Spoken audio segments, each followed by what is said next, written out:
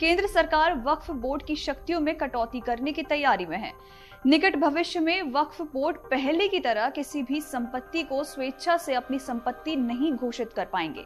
उन्हें अपने बोर्डों में महिलाओं की भागीदारी भी सुनिश्चित करनी होगी। मोदी सरकार सोमवार को लोकसभा में वक्फ बोर्ड अधिनियम 1954 में संशोधन के लिए विधेयक पेश करने की तैयारी कर रही है।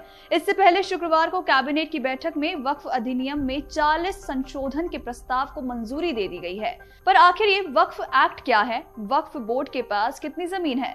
सरकार ये संशोधन क्यों कर रही है और विरोध में क्या क्या दलीलें दी जा रही हैं? आइए आपको आज के इस वीडियो में ये सारे सवालों के जवाब देते हैं।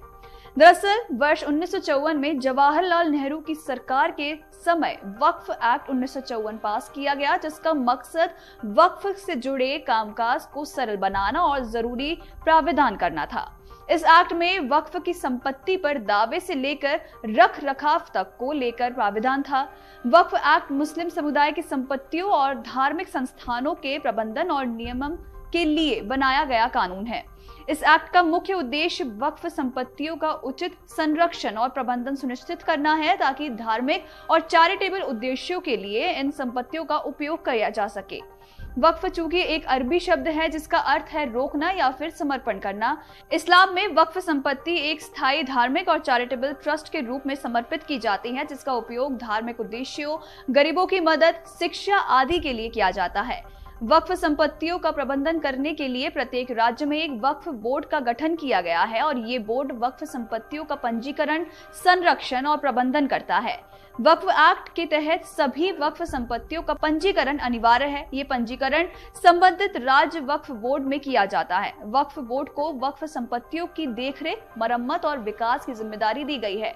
बोर्ड ये सुनिश्चित करता है कि वक्फ संपत्तियों का उपयोग धार्मिक और चैरिटेबल उद्देश्यों के लिए ही किया जा रहा है। वक्फ बोर्ड के पास वक्फ संपत्तियों का निरीक्षण करने और उन पर नियंत्रण रखने का भी अधिकार है। आपको बता दें कि ये बोर्ड वक्फ संपत्तियों के प्रबंधकों की नियुक्ति और उनके कार्यों की भी समीक्षा करता है। अब सवाल उठता है कि मोदी सरकार का क्या प्लान है और वक्फ एक्ट में क्या क्या बदलाव होने जा रहे हैं। दरअसल शुक्रवार को कैबिनेट ने वक्फ अधिनियम में करीब 40 संशोधनों को मंजूरी दे दी है। मोदी सरकार कैबिनेट में वक्फ बोर्ड की किसी भी संपत्ति को वक्फ संपत्ति बनाने की शक्तियों पर अंकुश लगाना चाहती है। इन संशोधनों का उद्देश्य किसी भी संपत्ति को वक्फ संपत्ति के रूप में नामित करने के वक्फ बोर्ड के अधिकार को प्रतिबंधित करना है।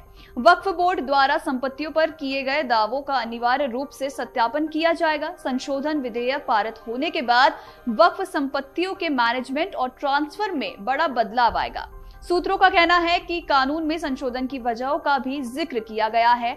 इसमें जस्टिस सच्चर आयोग और के रहमान खान की अध्यक्षता वाली संसद की संयुक्त कमेटी की सिफारिशों का भी हवाला दिया गया है। चूंकि मौजूदा कानून के मुताबिक राज्य और केंद्र सरकार वक्फ संपत्तियों में दखल नहीं दे सकती है, संशोधन के बाद वक्फ बोर्ड को अपनी संपत्ति जिला मजिस्ट्रेट के दफ्तर में रजिस्टर्ड करानी होगी, ताकि संपत्ति का मूल्यांकन किया जा सके, राजस्व की जांच हो सकेगी। नए बिल में ये प्रावधान होगा कि सिर्फ मुस्लिम ही वक्फ संपत्ति बना सकते हैं।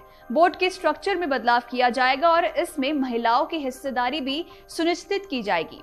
राज्यों में वक्फ बोर्ड में महिला सदस्य शामिल होंगी। प्रत्येक राज्य बोर्ड में 2 और केंद्र परिषद में 2 महिलाएं होंगी। अभी तक महिलाएं वक्फ बोर्ड और काउंसिल की सदस्य नहीं हैं। वक्फ बोर्ड की विवादित और पुरानी संपत्ति का नए सिरे से सत्यापन हो सकेगा। नया संशोधन उन संपत्तियों पर भी लागू होगा जिन पर वक्फ बोर्ड और या किसी व्यक्ति ने दावे प्रतिदावे किए हैं। प्रस्तावित एक्ट के मुताबिक बात करें तो वक्फ बोर्ड द्वारा किए गए सभी दावों का अनिवार्य और पारदर्शी सत्यापन जरूरी होगा। वक्फ एक्ट की धारा 19 और 14 में बदलाव होगा। इससे केंद्र वक्फ परिषद और राज्य वक्फ बोर्ड की संरचना में बदलाव संभव है। आपको ये भी बताते चले कि वक्फ बोर्ड के फैसले के खिलाफ हाईकोर्ट में अब अपील की जा सकती है। गौर करने वाली बात यह है कि ये प्रावधान अब तक नहीं था।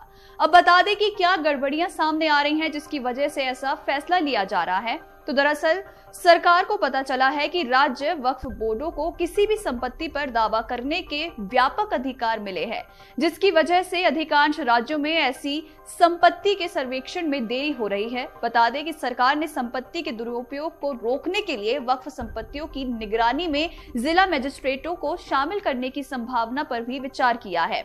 वक्फ बोर्ड के किसी भी फैसले के खिलाफ अपील सिर्फ कोर्ट के पास ही हो सकती है, लेकिन ऐसी अपीलों पर फैसले के लिए कोई भी समय सीमा नहीं होती है। कोर्ट का निर्णय ही अंतिम निर्णय होता है। अगर बोर्ड किसी संपत्ति पर अपना दावा कर दे तो इसके उलट साबित करना काफी मुश्किल हो सकता है।